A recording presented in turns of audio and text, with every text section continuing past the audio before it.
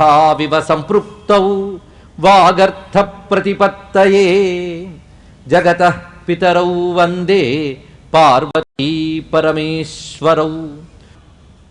నారాయణ సమారంభాం వ్యాసశంకర మధ్యమాం అస్మదాచార్య పర్యంతాం వందే గురు పరంపరాం. గురుశ్రేష్ఠులైనటువంటి ఈ సభలో పాండవ ధర్మపత్నిని పిలిపించి దుర్భాషలు ఆడుతున్నావే, దీని ఫలితం ఏంటంటే దుర్మరణం తప్పదు సుమా అన్నాడు అతడు కూడా.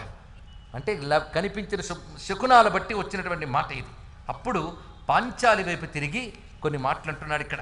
అమ్మా మన్నించు, నువ్వు మొత్తం నాకున్న కోడలన్నిట్లోని సర్వోన్నతురాలివి, ధర్మపరాయణరాలివి, నీకు ఇష్టమైన వరం కోరుకో అమ్మా అన్నట్టు ఇక్కడ.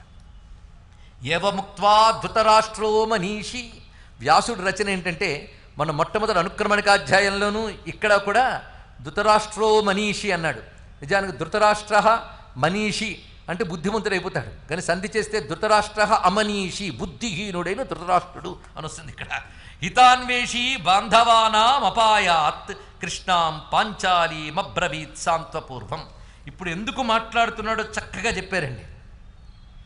తమ బంధువులని అంటే దుర్యోధనాదుల్ని వినాశం నుంచి తప్పించడానికై, వాళ్ళకి హితం కలిగించడానికై మొత్తం పరిస్థితిని విముశ్చయిత అంటే మొత్తం ఆకళింపు చేసుకుని మాట్లాడుతున్నట్ట. ఇది కూడా నిజానికి కొడుకులు అధర్మం చేశారనే ఉద్దేశంతో కాదు, కొడుకులకి ప్రమాదం జరుగుతుందేమో భయంతో మాట్లాడుతున్నాడు ఇక్కడ. వరం వృణీష్వ పాంచాలి మత్తో యధివివాంఛసి వధూనాం విశిష్టామే త్వం ధర్మపరమా సతి. ఓ పాంచాలి, నీకు ఏది వరమో అది కోరుకో, నేను తప్పకుండా ఇస్తాను అని ఎప్పుడైతే ధృతరాష్ట్రుడు అన్నాడో అప్పుడు పాంచాలి అంటోంది, దదాసి చేద్వరం మహ్యం వృణోమి భరతర్షభ సర్వధర్మానుగ శ్రీమాన్ అదాసోస్తు యుధిష్ఠిర. మొట్టమొదటి వరం ఏమిటి అంటే సర్వధర్మాల్ని అనుసరించేటువంటి యుధిష్ఠిరుడు యొక్క దాస్యము తొలగ్గాక అని మొట్టమొదటి కోరుకున్నది. ఎందుకంటే తనని పణం పెట్టి తనపై అధికారం తానే కోల్పోయాడు కదా, అది తిరిగి రావాలి, అతడి దాస్యం పోవుగాక. కరుణతోడ నాకు వరము ప్రసాదింప బుద్ధియేని లోకపూజితుండు మనునిభుండు ధర్మతనయుండు దాస్యంబు వలన బాయవలయు వసుమతీష. ఇది ఆమె కోరిన మొదటి కోరిక. వెంటనే రెండవ కోరికను కోరమని అడిగాడు ధృతరాష్ట్రుడు. అప్పుడు రెండవ కోరిక సరథౌ సధనుష్కౌచ భీమసేన ధనంజయౌ యమౌచ వరమే వరయే రాజన్ అదాసాన్ స్వవశానహం. అంతేకాదు కోల్పోయిన రథములు ధనుస్సులతో సహా భీమసేనుడు, అర్జునుడు, కవలలు అంటే నకుల సహదేవులు వీళ్ళందరికీ కూడా దాస్యత్వం తొలగ్గాక అని పాండవుల దాస్యత్వాన్ని తొలగించింది. నిమ్మిని ధర్మజునలు ఉరుదమ్ములు తమ యాయుధముల తమ వర్మ వరూధమ్ములయు తోడ సకల హితమ్ముగ బాయంగవలయు దాస్యము వలనన్. ఇది రెండవ కోరిక. వెంటనే మూడవ కోరిక కూడా కోరుకో అమ్మ, ఇస్తున్నాను, ఈ రెండు ఇచ్చానన్నట్ట. ఆ తల్లి వెంటనే క్షత్రియ స్త్రీ రెండు కోరికల కంటే ఎక్కువ కోరరాదు, ఎక్కువ కోరితే లోభం అవుతుంది, ఇది ధర్మ విరుద్ధం. చూసారా, ఈ పాండవులకు కానీ ద్రౌపదికి కానీ ఎలాంటి పరిస్థితుల్లోని ధర్మం అనే దాని నుంచి ఈసుమత పక్కకి తప్పరండి. అది దానికి ఉన్నటువంటి విషయం. ఇక్కడ వాళ్ళకున్న గొప్పతనం అంతా అదే. అదే భీష్ముడు చేసి మెచ్చుకున్నాడు. ఇంత కష్టమైన పరిస్థితుల్లోని ఇది ధర్మమా అధర్మమా అని చర్చిస్తున్నారేమిటి మీరు? ఒక్కసారి భీముడు గద తీస్తే ఏమవుతుంది, అర్జునుడు గాంధీవం ఎక్కువ పెడితే ఏమవుతుంది, ధర్మరాజు కోపంగా ఒక చూపు చూస్తే ఏమవుతుంది? అయినప్పటికీ ధర్మానికి కట్టుబడ్డారు. అది అక్కడ భీష్ముడు చెప్పిన మాటల్లో ఉన్న మర్మం అది ఇక్కడ. అదేవిధంగా ఇక్కడ ఈమె కూడా ఇలాంటి పరిస్థితులు కూడా ఇంత మేరకే అడిగింది. పైగా ఇంకో మాట అంటుంది, వీళ్ళని దాస్యముక్తిని చెయ్యాలి, లేకపోతే నా పుత్రులు ఎల్లవేళలా దాసపుత్రులుగానే పిలువబడుతూ ఉంటారు అన్నది గొప్ప ఆ తల్లి యొక్క మాటలు. ఇది లోభో ధర్మస్య నాశాయ భగవన్నాహముత్సహే. లోభముతో ధర్మాన్ని నాశనం చేయాలని నేను అనుకోవట్లేదు. అనర్హా వరమాదాతం తృతీయం రాజసత్తమా అని ద్రౌపది చెప్పినది. అప్పుడు తాను చాలా ధన్యురాలివమ్మా, నువ్వు ఉత్తమురాలివని మెచ్చుకున్నాడు.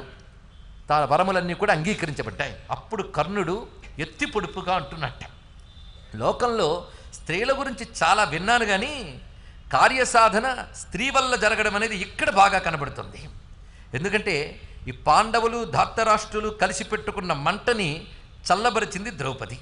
మొత్తానికి పాండవులైన నావు మునిగిపోతూ ఉంటే వాళ్ళని తరింపజేయడానికి ద్రౌపది పనికొచ్చింది అన్నాడు.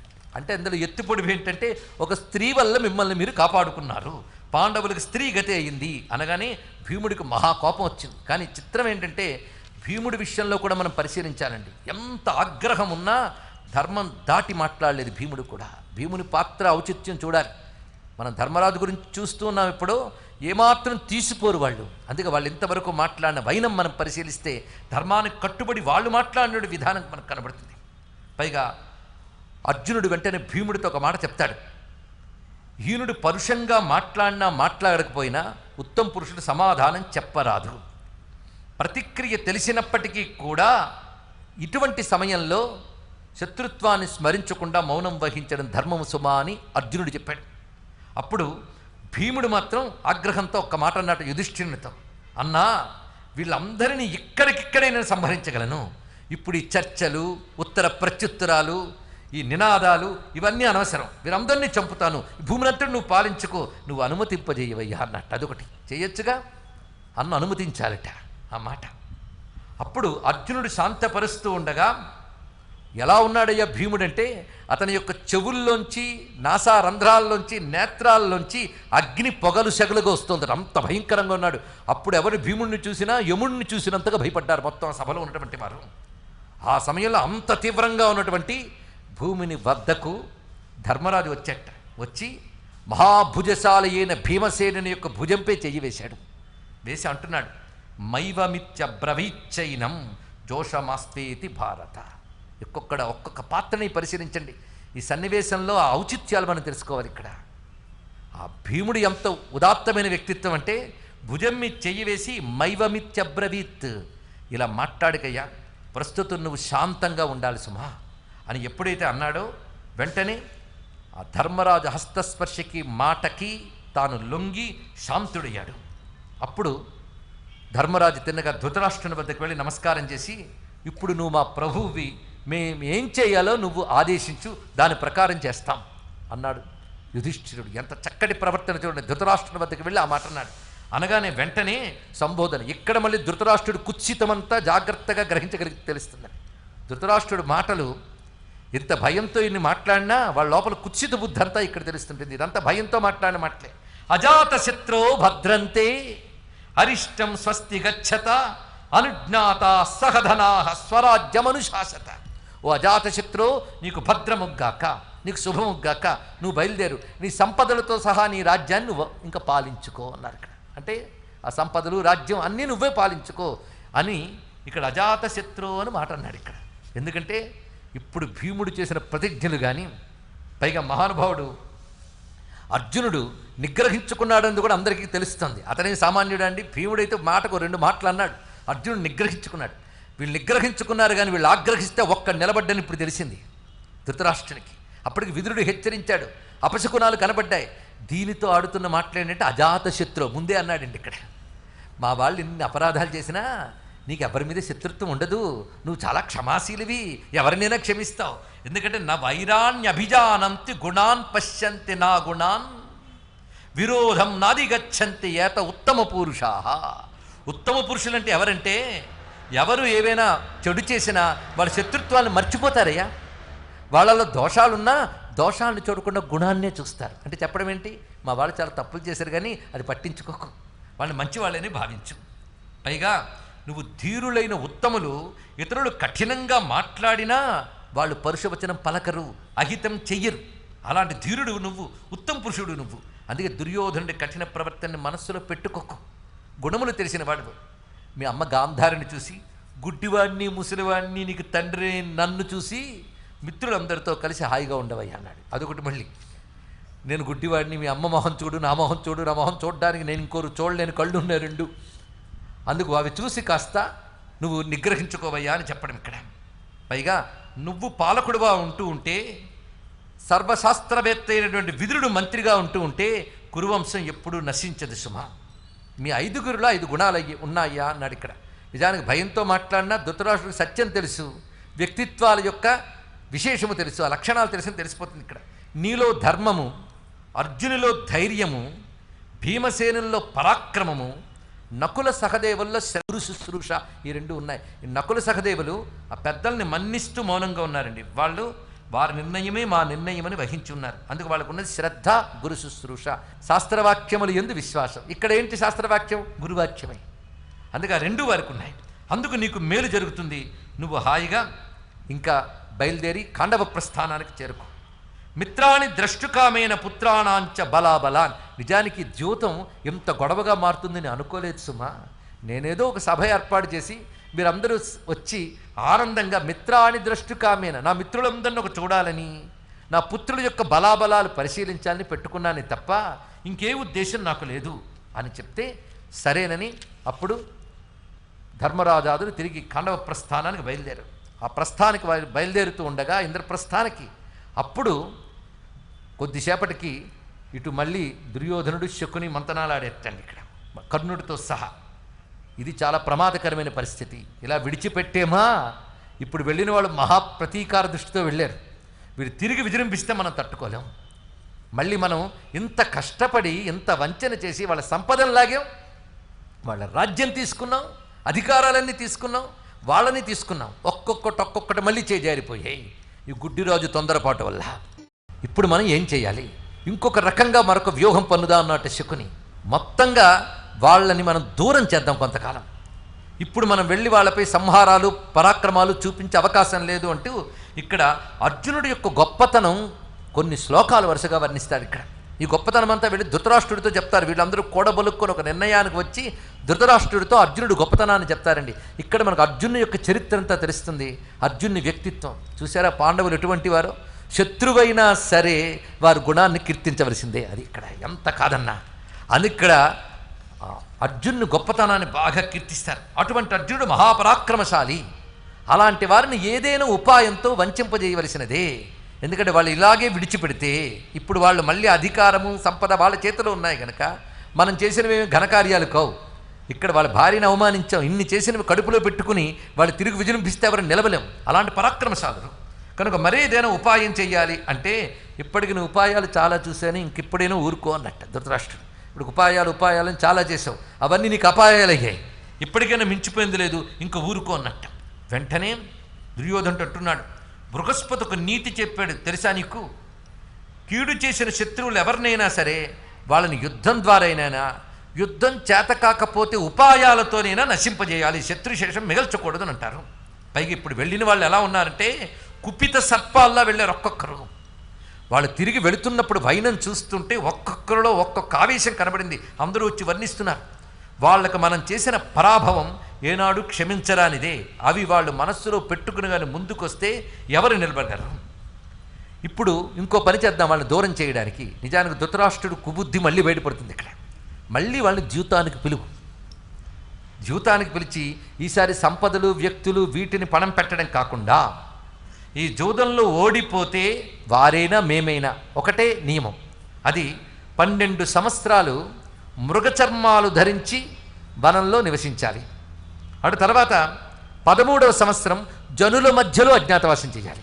ఎక్కడ అరణ్యంలో గుహలో దాక్కుంటే లాభం లేదు, జనుల మధ్యలో అజ్ఞాతవాసం చేయాలి. ఆ అజ్ఞాతవాసంలో వాళ్ళు జాడ తెలిసిపోతే మళ్ళీ 12 సంవత్సరాలు వనవాసం చేయాలి. ఇది మేము ఓడినా అది చేస్తాం, వారు ఓడినా అది చేస్తారు.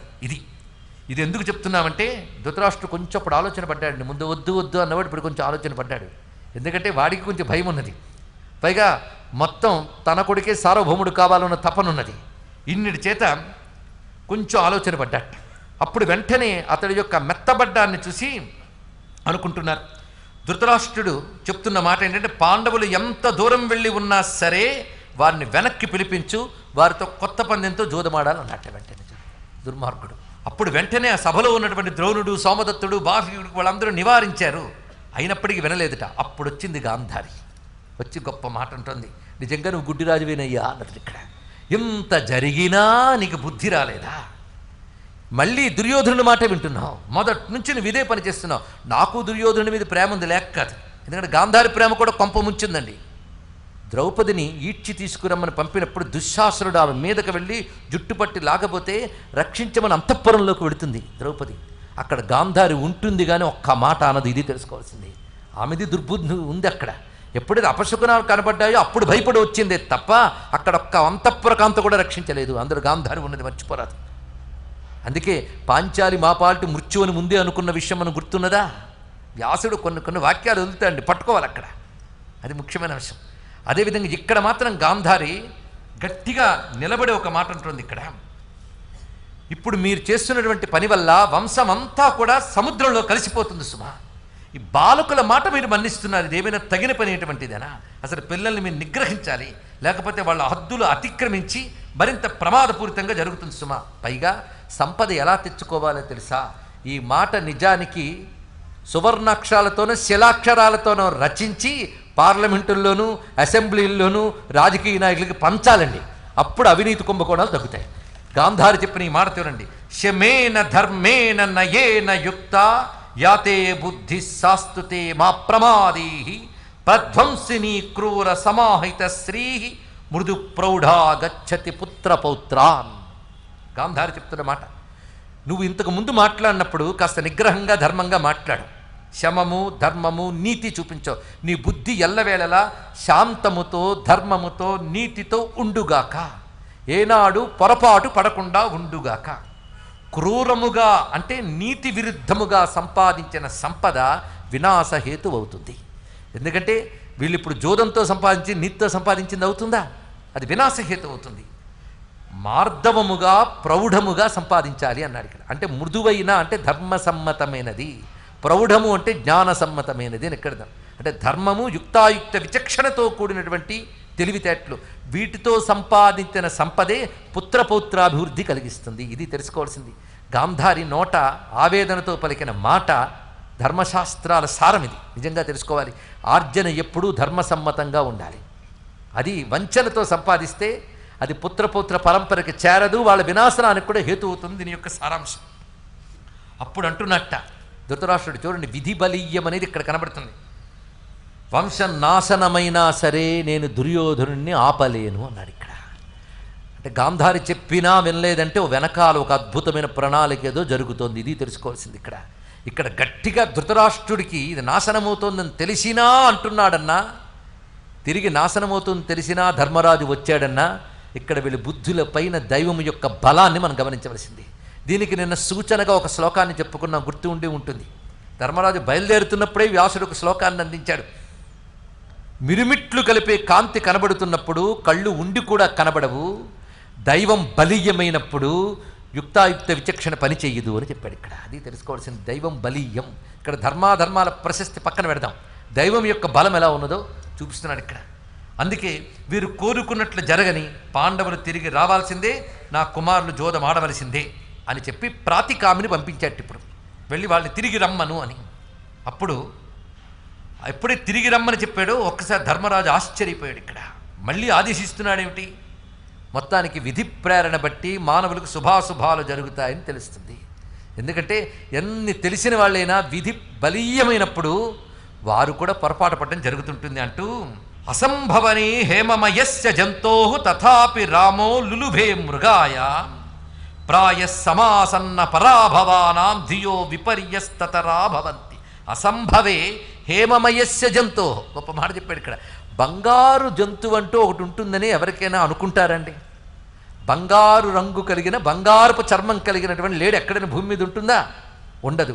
ఉండదని తెలిసి కూడా ఆ సీతారాములు అక్కడ మోహపడ్డారు కదా, వాళ్ళు పొరపాటు పడ్డారు కదా. ఎందుకంటే రాముడు ఎంత గొప్పవాడు, ఆ సీతమ్మ ఎంత గొప్ప తల్లి. అయినప్పటికీ అసంభవే హేమమస్య జంతో తథాపి రామో లులుభే మృగాయ. బంగారు లేడనేది భూమి మీద ఉండదని తెలిసి కూడా రామచంద్రమూర్తి ఆ మృగాన్ని తెలుసుకోవడానికి వెళ్ళాడు. ఎందుకంటే అప్పుడు జరగబోయేటువంటి పరిణామాలు జరగాలి గనక జరిగింది. అదేవిధంగా నేను కూడా ఇప్పుడు జూతానికి వెళుతున్నాను అన్నట్టు ఇక్కడ ధర్మరాజు మాటలోనే పూర్తిగా ఇక్కడ ధర్మరాజుకి ఒకానొక తెగింపు. అందుకే మొన్న చెప్పినప్పుడు కథలో పంచేంద్రోపాఖ్యానంలో చెప్పిన అంశం గుర్తున్నది కదా, యముడు 2 భాగాలయ్యాడు. మొత్తం దుర్మార్గులైన రాక్షసుల నాశనానికై పూనుకున్నాడు అని. ఇప్పుడు ధర్మరాజులో ధర్మరాజు అంశమైన జాగృతమైందో ఏమిటో మహానుభావుడు ఏం మాట అంటున్నాడు ఇక్కడ. అందుకే పతనమో పరాభవమో ప్రాయస్సమాసన్న పరాభవానాం ధియో విపర్యస్తతరా భవంతి. ఇది కేవలం స్వయంగా ధర్మరాజు అనుకున్న మాటే. పతనమో పరాభవమో సంభవించదలుచుకున్నప్పుడు ఎవడి బుద్ధైనా విపరీతంగా ఆలోచిస్తుంది అని సోదరులతో సహా వెనక్కి తిరిగి జీవితానికి వెళ్ళాడు. అప్పుడు జీవితంలో అనుకున్నట్లు శకుని ముందే చెప్పాడు, వాళ్ళు అనుకున్నట్టుగా 12 ఏళ్ల వనవాసం, 1 ఏడాది అజ్ఞాతవాసం. ఈ మాటలు చెప్పి ఏవం దైవబలావిష్టో ధర్మరాజో యుధిష్ఠిర. మళ్ళీ ఒక మాట వేశారు ఇక్కడ, దైవబలావిష్టో. ఒక్కొక్కప్పుడు యుక్తాయుక్త విచక్షణని కూడా ప్రారంధం బలీయంగా పనిచేస్తుంటుంది. ఇక్కడ మనం ఎన్ని తర్క వితర్కాలు చేసిన లాభం లేదండి. ధర్మరాజు ఎందుకు అలా ప్రవర్తించాడు ఇవన్నీ కూడా, ఎందుకంటే అక్కడ అధర్మము ధర్మం ప్రసక్తి లేదు. ధర్మం గురించి మాట్లాడాలా అంటే పిలిచినప్పుడు వెళ్ళక తప్పదు అనే ధర్మం ఎలాగో ఉన్నది ఇక్కడ. అంతకంటే గొప్పది ఇక్కడ దైవబలం. దైవబలం దీన్ని అంగీకరించవలసిందే. మొత్తం ఇది ఒకానొక ప్రణాళిక, ఒకానొక లీలా విలాసం. ఇది గ్రహించవలసిన ఒక ప్రధానమైన అంశం.